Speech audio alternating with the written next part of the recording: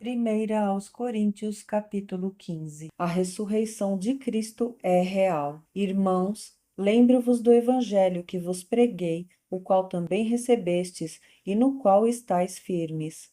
Por meio dele também sois salvos, desde que vos apegueis com convicção à palavra que vos anunciei. Caso contrário, tendes crido em vão. Porquanto o que primeiramente vos transmiti foi o que também recebi, que Cristo morreu pelos nossos pecados, segundo as Escrituras, foi sepultado e ressuscitou no terceiro dia, conforme as Escrituras, e apareceu a Pedro e depois aos 12. Depois disso, apareceu a mais de 500 irmãos de uma vez, a maioria dos quais ainda vive, embora alguns já tenham adormecido. Mais tarde apareceu a Tiago e a todos os apóstolos, e depois de todos apareceu igualmente a mim, como a um que nasceu fora do tempo. Pois sou o menor dos apóstolos, nem mereço ser chamado apóstolo, porquanto persegui a igreja de Deus. Mas pela graça de Deus sou o que sou, e a sua graça para comigo não foi inútil.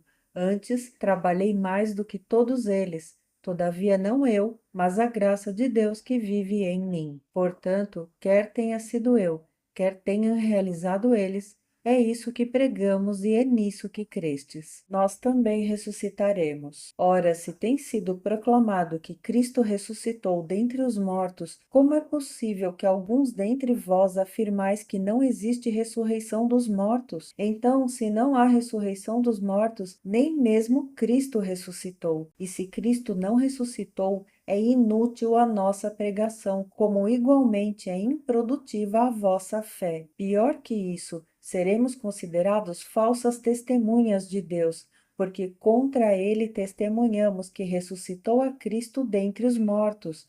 Todavia, se é verdade que os mortos não ressuscitam, então ele também não ressuscitou a Cristo. Porquanto, se os mortos não ressuscitam, nem o próprio Cristo foi ressuscitado. E se Cristo não ressuscitou, a vossa fé para nada serve, e continuais a viver em vossos pecados. Sendo assim, também os que dormiram em Cristo estão perdidos. Ora, se a nossa esperança em Cristo se restringe apenas a esta vida, somos os mais miseráveis de todos os seres humanos. A ressurreição dos crentes. No entanto, em realidade, Cristo ressuscitou dentre os mortos, sendo ele o primeiro dos frutos dentre aqueles que dormiram. Porque assim como a morte veio por um homem, da mesma forma, por um homem veio a ressurreição dos mortos. Porquanto, assim como em Adão todos morreram, em Cristo todos serão vivificados. Contudo, cada um por sua vez.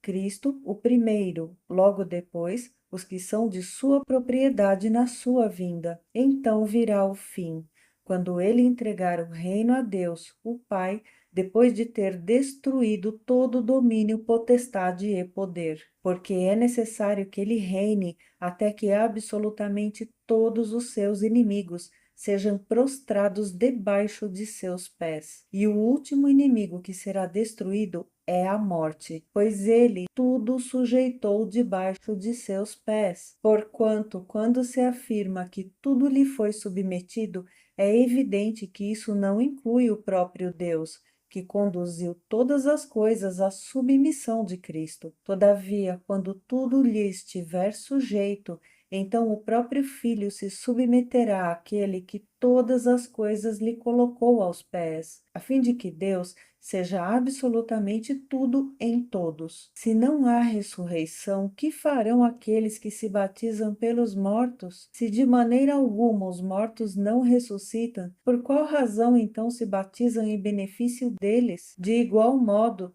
nós mesmos, porque estamos nos expondo a perigos o tempo todo, todos os dias enfrento a morte, e afirmo isso, irmãos, porquanto sois meu orgulho em Cristo Jesus, nosso Senhor. Portanto, se foi simplesmente por razões humanas que lutei com feras em Éfeso, que lucro obtive nisso? Ora, se os mortos não ressuscitam, comamos e bebamos, pois amanhã morreremos. Não vos enganeis.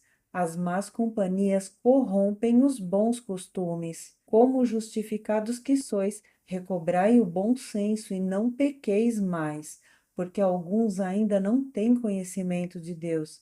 Declaro isso para a vossa vergonha. Os novos corpos dos ressuscitados. Entretanto, é possível que alguém questione: como ressuscitam os mortos? E com que espécie de corpo ressurgirão? Insensato! O que semeia não nasce a não ser que primeiro morra. Quando semeais, não semeais o corpo que virá a ser, mas apenas uma simples semente, assim como a semente de trigo ou outra qualquer. Mas Deus lhe dá um corpo como determinou, e a cada espécie de semente dá seu corpo apropriado. Nem toda a carne é da mesma espécie. Os seres humanos têm uma espécie de carne, enquanto os animais possuem outra, as aves outra e os peixes uma outra diferente. Também existem corpos celestes e corpos terrestres. Todavia, um é o esplendor dos corpos celestiais e outro diferente é o brilho dos corpos terrestres. Um é o esplendor do sol, outro da lua, e outro ainda o fulgor das estrelas, e as estrelas diferem em luminosidade umas das outras. Assim será com a ressurreição dos mortos. O corpo que é semeado é perecível e ressuscita imperecível. É semeado em desonra, mas ressuscita em glória. É semeado em fraqueza, porém ressuscita em poder. É semeado um corpo natural, contudo ressuscita um corpo espiritual. Ora, se há corpo natural, há também corpo espiritual. Da mesma forma está escrito: Adão, o primeiro homem, foi feito alma vivente. O último Adão, no entanto, é espírito vivificante. Assim, não foi o espiritual que veio primeiramente, mas sim o natural. Depois dele, então, chegou o espiritual. O primeiro homem foi formado do pó da terra.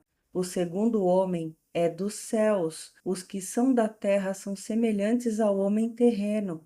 Os que são dos céus, ao homem celestial. Assim como obtivemos a imagem do homem terreno, receberemos de igual modo a imagem do homem celestial. Todos seremos transformados. Contudo, irmãos, eu vos afirmo que carne e sangue não podem herdar o reino de Deus, nem o que é perecível pode herdar o imperecível. Eis que eu vos declaro um mistério: nem todos adormeceremos, mas certamente todos seremos transformados num momento, num abrir e fechar de olhos ao som da última trombeta. Porquanto a trombeta soará, os mortos ressuscitarão incorruptíveis e nós seremos transformados, pois é impreterível que este corpo que perece se revista de incorruptibilidade e o que é mortal se revista de imortalidade. No momento em que este corpo perecível se revestir de incorruptibilidade